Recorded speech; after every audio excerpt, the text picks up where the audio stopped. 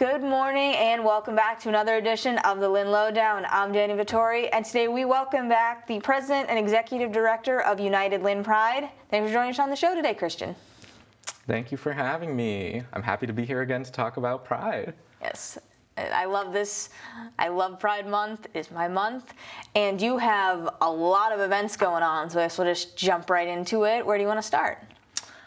So I guess I'll start with, we can just go in chronological order. But the first event is going to be June 1st. It's a Saturday. And we're going to kick off Pride Month with our Youth Pride event. That'll be at Frederick Douglass Memorial Park, as it has been in previous years. The only change up with this is that we always used to have that event like in our main week, but this year, trying to reach the kids before they go away for summer vacation, wherever they're flying away to, or camping, or anything like that, and see if it helps out with attendance and things like that. So yeah, that'll be Saturday, June 1st, Frederick Douglass Memorial Park. The Lynn Museum will also be open. We'll have food, we'll have resource tables, we'll have performances from youth as well.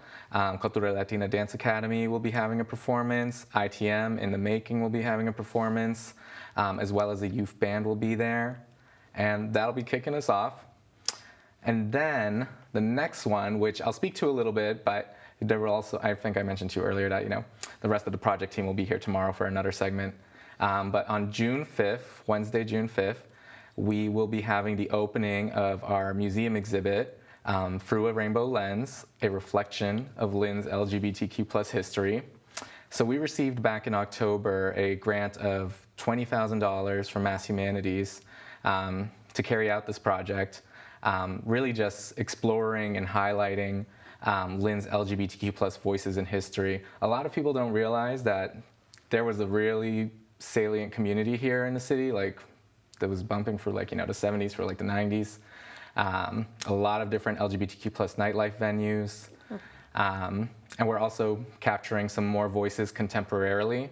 And yeah, so I'll leave it there. I'll let it be a little bit of a tease. And more people can there'll be another segment tomorrow. But that'll be Wednesday, June 5th.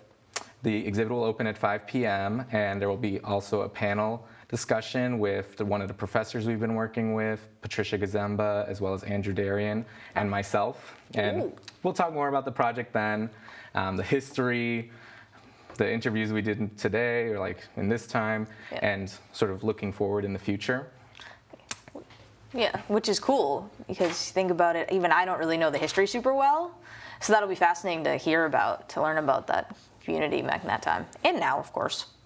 Oh yeah, and people will learn about all these figures, and they'll be like, whoa, this person was from Lynn? Yeah. So it'll be exciting, but I'll leave it there for now. And then we're gonna have our main week of events. Each year we try to have a main week where we have events back to back to back. And that'll begin the week of June 23rd, the 22nd. And it's gonna start on the Monday. The Monday we'll have a tower lighting. Previously we were doing the bridge lighting downtown, but I guess those lights are broken right now. So we're gonna be moving to High Rock Tower. They also have a light installation there. And we're gonna light up the night. It's gonna start at 8 p.m. There'll be bands there. And that'll be our kickoff event. Cool. Monday at High Rock Tower. Then the Tuesday we will have the flag raising. Annual tradition since, I believe, 2016 or so. We were just doing the history project, so I know we had the exact date. But I believe around 2016 was the first Pride flag raising here in Lynn. So it's a tradition that's been going on for a while now. And that'll be at Lynn City Hall, 5:30 to 6:30. There will be some preamble. At 4:30 we'll have resource tables and things like that for people to come mix and mingle. But the main events, the performances, we'll have a drag queen, we'll have the Hazel Jinx Collective. And it's a local queen as well. Her name's Charisma. Some people out there, you might know Charisma. Charisma will be there at the flag raising. And following that, we'll have a community meal down at St. Stephen's, just a short 5-minute walk down the street. It'll be potluck style. I'll cook something. Last year I made empanadas. This year I don't know if I'll be so ambitious. This year I might just make rice, but my rice is also very delicious. So if you come, look forward to that. now I feel like I've committed to it, so now I have to make rice. Yeah, you've said it. It's, Yeah. it's recorded. It's on camera. Right. So that's the Monday and the Tuesday. The Wednesday, we'll be having our Pride Paint Night with Sunil, local artists, another event that's been going on the past few years now. There will be a cost to that one. A majority of our events are free.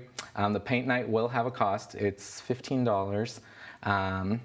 But if you really want to come, reach out via the contact info that'll be out here, and maybe ULP will be able to sponsor it. It's not a big deal. The Thursday will be the Zumbathon at the YMCA with Chris Tognazzi, who does the Zumbathon event over there. And I believe that's a majority of the events. My mind might be slipping me, so please, the best way to stay up to date is to visit the website as well as follow us on social media. And it's important for that also because, there are a couple of events that are up on the website right now but don't have confirmed dates. Right. We will be having our LGBTQ plus artist showcase again. We've been doing that for a couple of years now, also at the Lynn Museum, up on the second floor in their small gallery. Yeah. But the call for art is not out yet, but it'll be posted on social media. It'll be up on the website as soon as available. And also our Rainbows on the River event, this will be the second year we do that. That's a collaboration between United Lynn Pride and then Kayak and Sail Lynn, another great organization in the city. That one, the date is just not up on the website yet because it's a little bit more weather determined. We don't want to have people out there in the rain or it's too windy and somebody gets knocked over, but it'll be a great time. There'll be a sunset, but dates pending on that. Mm-hmm. And I have to say, with the events, there's such a wide range of activities, but also such a wide age range too. So why is it so important to try to include as many people in the community as possible? Yeah, we have the Youth Pride event, and then we have City Hall, the flag raising, which I think is open to the entire community. Yeah. And we are actually thinking, even in terms of the history project, that's also to sort of honor the legacy of people who have been in the community and who have been doing things for the community for a long time. I think it's really important just to not become, one, to acknowledge, who's been doing the work, who's still in the community, to have all those different range of events present during that week, but also in regards to that project. Just in general, celebrating Pride, I think, is important because, I don't think we can become complacent. No. We live in very uncertain times. So, people might be might be sleeping a little bit, be oh, well, it's fine, we're cool, we're in Massachusetts, we're very pro LGBTQ+. But you never know. So, I think it's important to remember the issues, and we still have a lot of ongoing issues within the community itself. I think there are some people who see the passing of gay marriage as we did it, it's complete. But there are still so many issues contemporarily. Yeah. Trans rights issues, LGBTQ plus homelessness, STI and sexual health awareness, even community marginalization within the community with, communities of color. Right. So there are still many issues that are happening today that, the community still needs to work towards. And ultimately, the struggle is linked, LGBTQ plus issues are not just LGBTQ plus issues. Right, no. And vice versa with other marginalized communities, exactly. The Black community, the Latino community, ageism, etc. They're all interlinked. To